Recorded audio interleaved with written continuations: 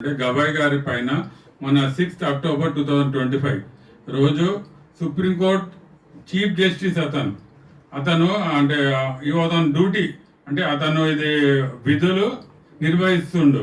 ఒక అడ్వకేట్ రాకేష్ కిషోర్ అనే అడ్వకేట్ దుర్మార్గంగా ఒక సీజే పైన chief justice of India, supreme court అంటే అత్యున్నత న్యాయస్థానం మన ఇండియాలోది హైయెస్ట్ కోర్ట్ ఏదంటే సుప్రీంకోర్టు.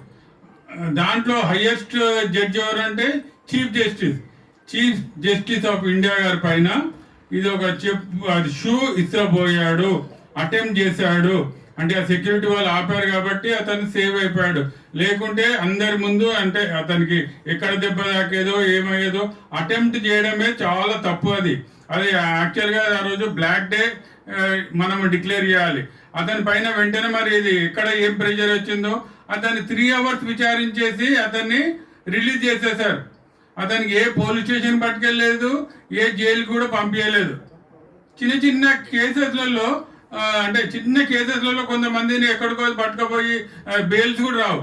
ఇంత పెద్ద దుర్మార్గమైన చర్య చేసిన ఆ రాకేష్ కిషోర్ అనే సస్పెండెడ్ అడ్వకేట్, అతను బార్ కౌన్సిల్ సస్పెండ్ చేశారు.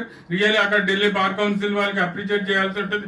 కానీ అతన్ని ప్రాసిక్యూట్ చేయాలి, యాజ్ పర్ లా అతన్ని పనిష్ చేయాలి. స్పెషల్ యాక్ట్ ఏమైనా తీసుకొని వచ్చి అతనికి బెయిల్ కూడా, కేసు విచారణ పూర్తయ్యే వరకు కూడా అతనికి బెయిల్ ఇవ్వకూడదు. యాక్చువల్లీ ఈ కాన్స్పిరసీ ఉందా అన్న కోణంలో కూడా ఇది గవర్నమెంట్ ఆఫ్ ఇండియా ఇది ఇన్వెస్టిగేషన్ చేయాలి.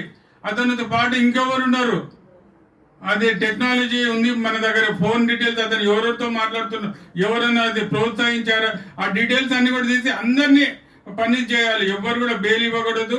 వాళ్ళని జైల్లో వేసి వాళ్ళకి పనిష్మెంట్ రావాల్సి ఉంటుంది. మరి అది ఎందుకు చేయడం లేదు సెంట్రల్ గవర్నమెంట్? మరి అమిత్ షా ఏం చేస్తున్నాడు, మోడీ ఏం చేస్తున్నాడు? కేవలం ఏదో కనుక్కున్నారు తప్ప వెంటనే అరెస్ట్ చేసి రిమాండ్ పంపిద్దామనే ఆలోచన రాలేదు మరి. కాబట్టి ఇది failure of Modi and Amit Shah. వాళ్ళు ఇద్దరు కూడా అంటే they have the power. Central గవర్నమెంట్కి ఆ పవర్ ఉంది. ఎందుకంటే సుప్రీంకోర్టు ఇది ప్రైమ్ మినిస్టర్ని ప్రమాణ స్వీకారం చేయించేదే ఇది సీజే గారు.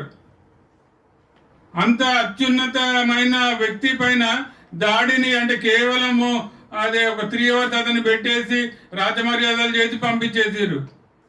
అతను మనం ఎక్కడున్నామో నాకు అర్థం కావడం లేదు.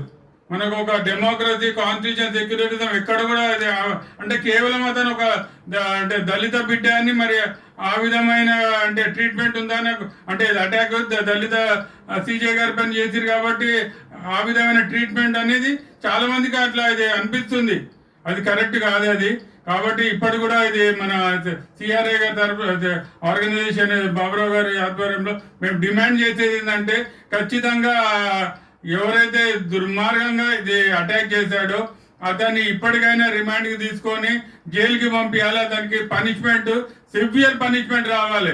ఇంకా ఎవరు కూడా అటువంటి ఒక అత్యున్నతమైన స్థానంలో ఉన్న సీజే గారి పైన అటాక్ చేయడానికి ఆలోచన కూడా రాకూడదు ఎవరికి. కాబట్టి సివియర్ పనిష్మెంట్ ఉండాలని సిఆర్ఐ తరఫు నుంచి నేను డిమాండ్ చేస్తున్నాను. Thank you.